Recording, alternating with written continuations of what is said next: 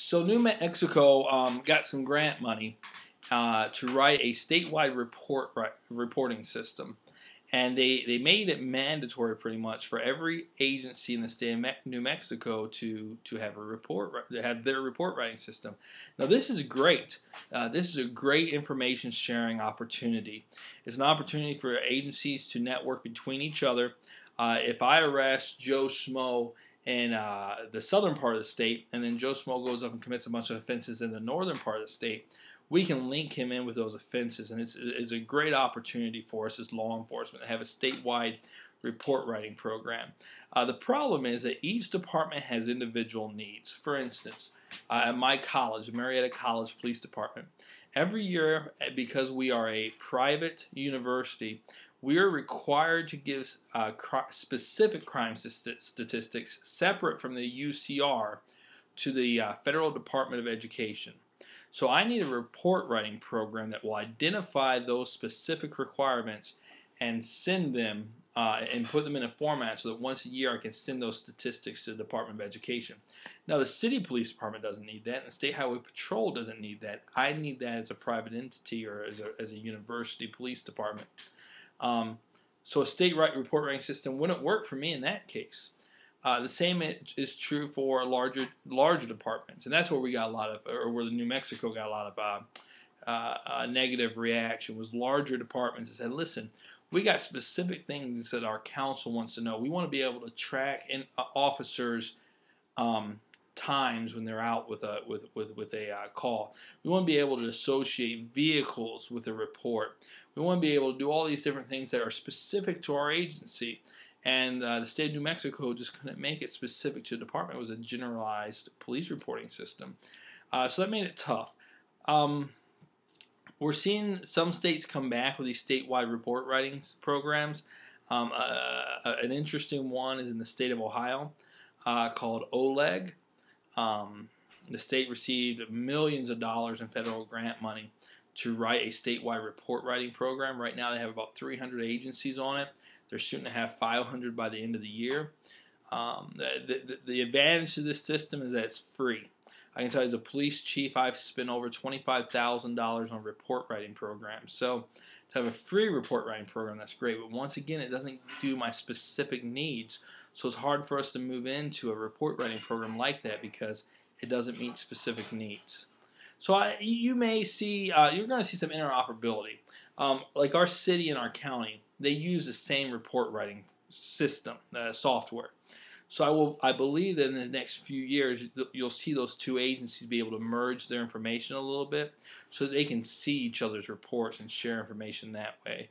So that's very common for regionally, for agencies, especially in the county, to all tie into the report writing system. But it's not common for a statewide system to be used. In your reports, you're going to see a move from race, from the question of race, to more so to a move of ethnic origin. And the reason for that is, as the book outlines, there's really only 3 races in law enforcement. When we classify people, especially when we're doing bone structure classifications and in your forensics or your evidence technician school, you're really classifying them into 3 different areas.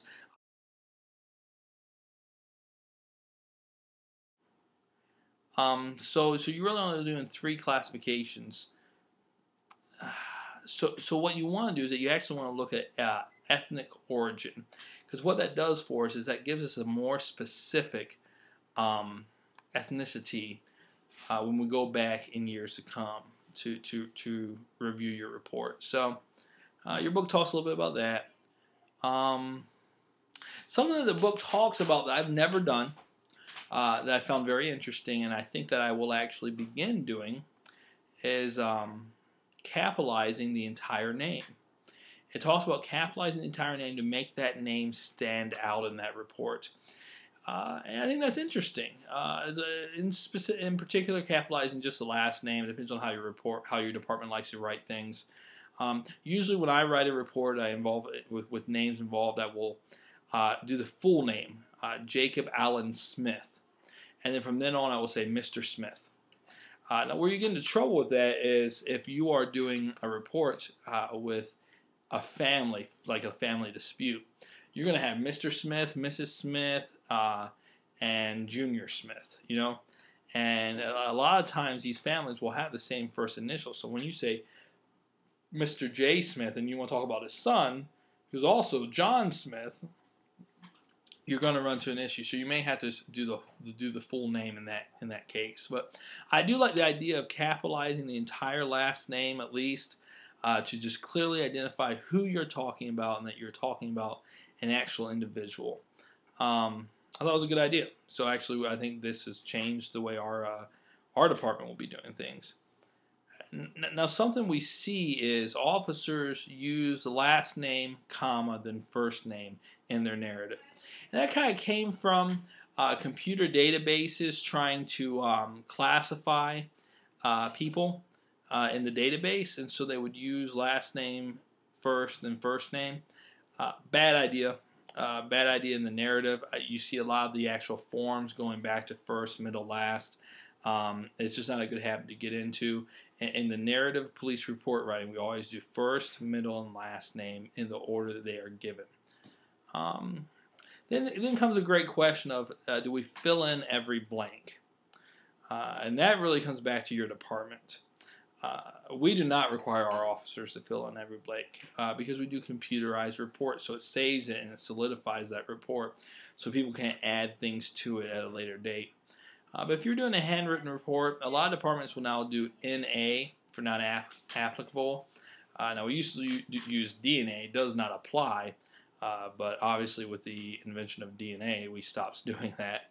The book talks about people putting slashes through it. You know, it's really up to your department. We don't require it at our agency. And as you move into a computerized reporting system, very few agencies require that.